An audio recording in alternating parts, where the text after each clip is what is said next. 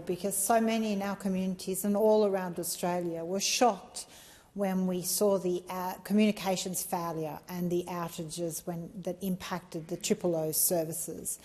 And the very real consequences when you have a system failure like that, which means loss of life. We have basic standards and things that I think all Australians must be able to rely upon, and that calling O is there and available must be an essential aspect. Mobile coverage is now an essential infrastructure. There is no doubt about it. For safety, for participation in the economy, for fairness to access, no matter where we live, urban or regional Australia, we should all be able to access that mobile coverage. It is essential. So this bill seeks to modernise universal service settings by creating a universal outdoor mobile obligation, a baseline expectation that Australians can access outdoor mobile voice and SMS on an equitable basis.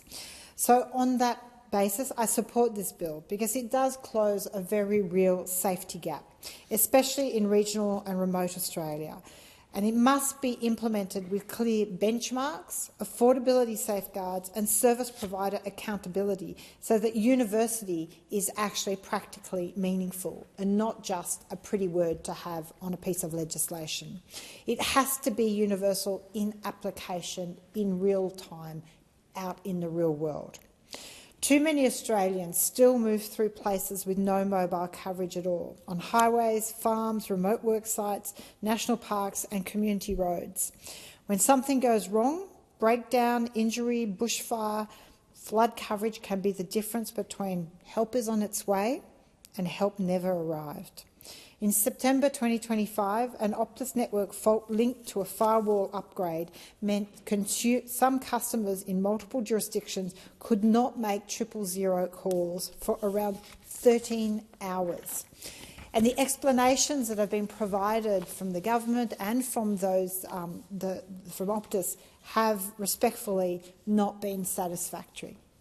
Reporting and investigations indicated hundreds of emergency calls failed, and the incident was linked to deaths, an awful reminder that emergency access can fail and the consequences can be fatal.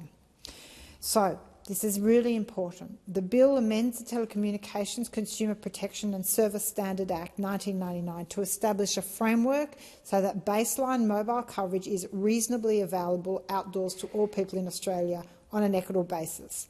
Of course, there are gaps within that language, and we need to make sure, again, that in practical application, that equitable access is actually there.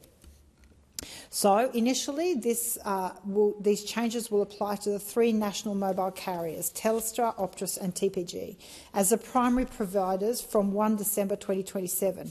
I note that date, 1 December 2027. So we are still basically accepting as a parliament that there is another period of nearly, another 6 to 8 months whereby that protection, there is still that risk of 000 not working the way it is meant to be available.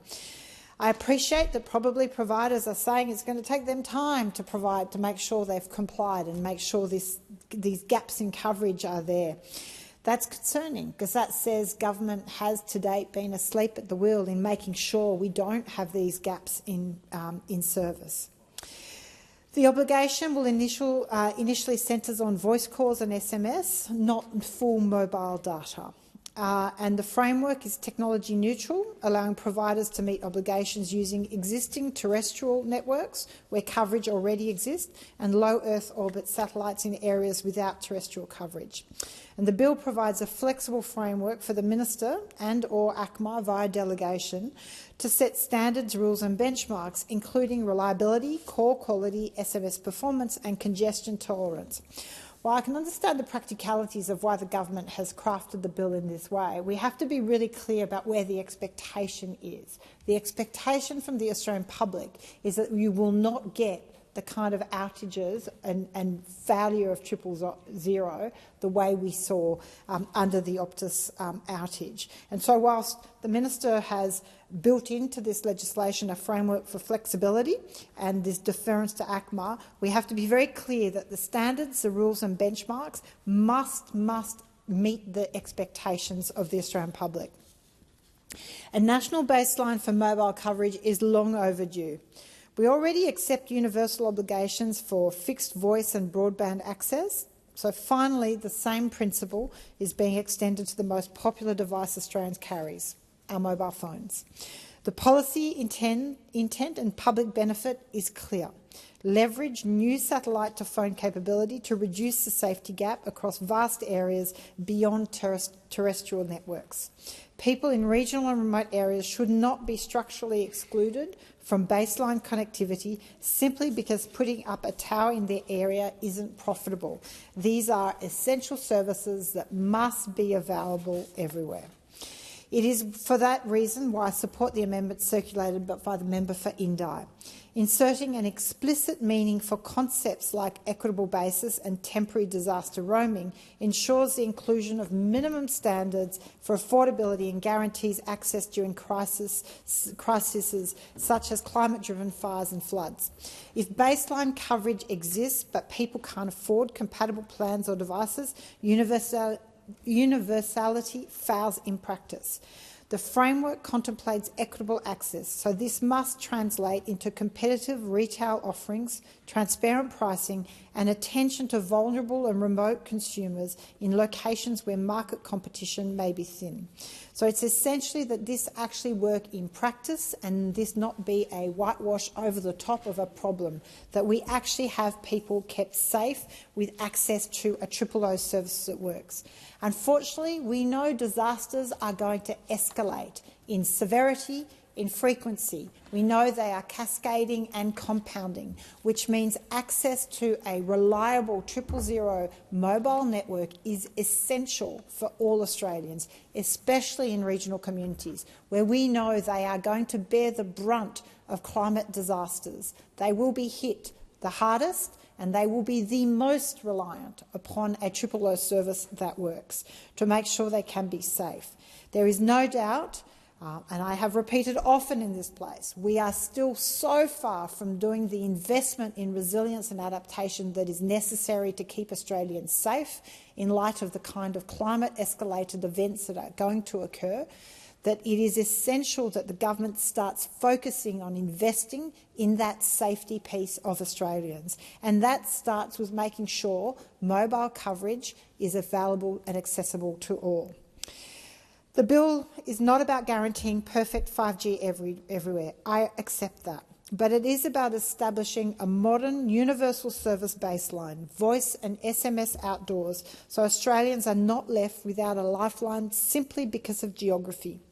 The Optus 000 outage last year showed us painfully that lives depend on the integrity and reach of telecommunications. And I guess lastly I can give a personal example. I enjoy doing long-distance trail events, often in very remote areas of national parks, and I have taken it upon myself to actually buy a mini GPS satellite device to ensure I am trackable and can be contactable from family. But that is not something that is the norm. That is not something that people in regional and remote communities should be having to do. There should be this underlying basis of an essential infrastructure when it comes to mobile coverage. So I will support this legislation. As I said, I will support the amendment by the member for Indi, but I want to be very clear on the government that this has to work in practice. This can't just be a legislation to look like you're addressing a problem, but not actually in practice meaningfully change mobile coverage to ensure all communities have access to 000. Thank you.